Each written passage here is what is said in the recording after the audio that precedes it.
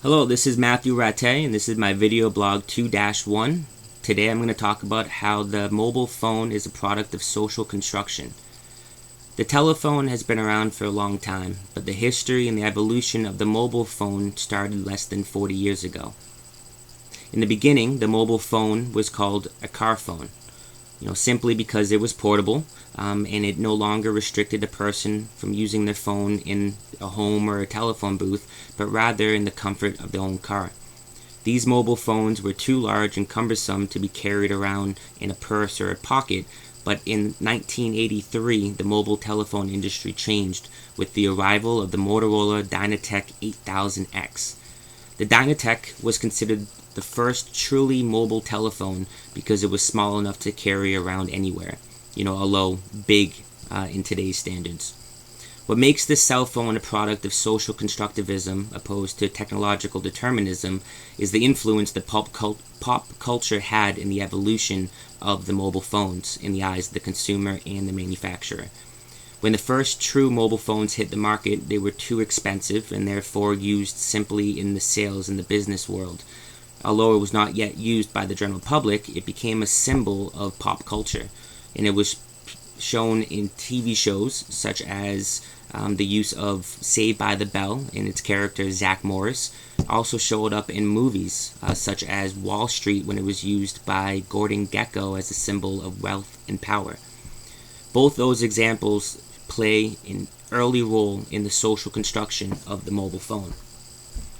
From the text article, which was originally published in 1984 by Pinch and Beischer, The Social Construction of Facts and Artifacts, they form the basis of what is now known as the Social Construction of Technology approach, or SCOT. In the early stages of a piece of technology development, the SCOT approach believes that the technology has a broad array of possibilities, and different social groups decide and influence the future of said technology based on their wants and needs. They called this the interpretative flexibility. To quote Pinch and Beischer, the interpretative flexibility of a technology artifact must be shown. By this we mean not only that there is flexibility in how people think of or interpret artifacts, but also that there is flexibility in how the artifacts are designed. When looking at the history and the evolution of a cell phone, one can clearly see the influence that different social groups had over the development and manufacturing of the next generation of cell phones. Early models of the cell phone focused on designing a product that was tailored towards the needs of businessmen and women. In the late 80s, most popular phone designs were slim and sleek, as so to fit in a jacket pocket or a purse. In the early years of the mobile phone, the cell phone was used strictly for talking. Due to increased availability and demand, the cell phone manufacturers began adding features such as voicemails, emails, and address books. Moving through the years, thousands of models of the mobile phone have hit the market because the industry is constantly growing and being socially constructed by the consumer. As the technology became more affordable, cell phones became socially constructed by a younger, more influential and impulsive social group, teenagers.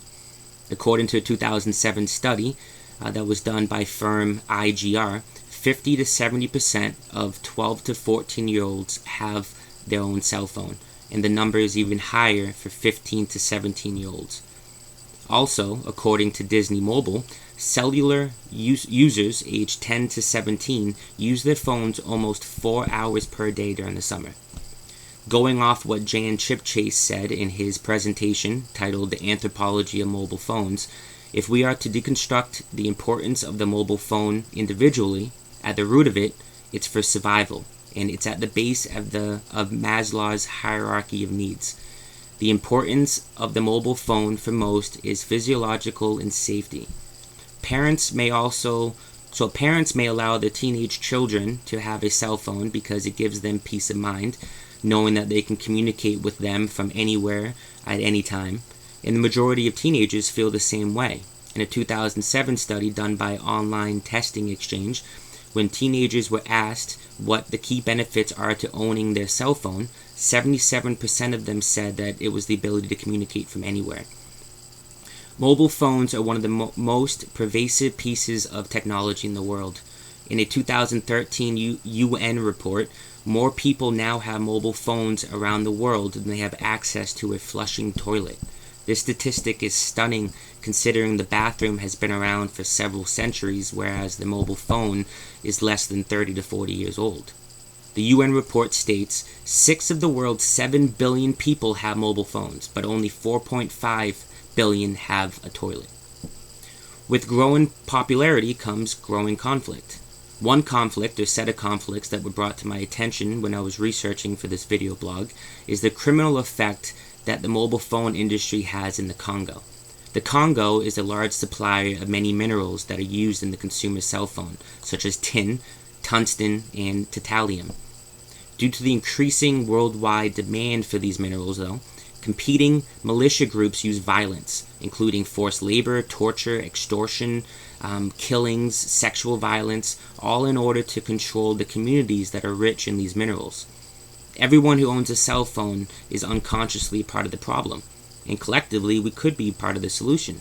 American consumers have huge leverage over the companies from which we purchase our electronics. And if more people put pressure on these companies to stop purchasing conflict minerals, then it could play a positive role in protecting the citizens of the Congo. The future of mobile telephone communication is interesting to think about. Cell phones have changed and grown so fast in the past decade that it seems as though anything is possible in the future. One of the most recent additions to the computer, tablet, smartphone market is the implementation of the cloud storage system.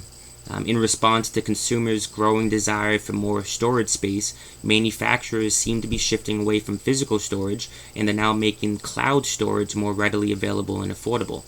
The technology is still relatively new for the general public, but in my opinion, it's going to be the standard storage model for the future. Only time will tell.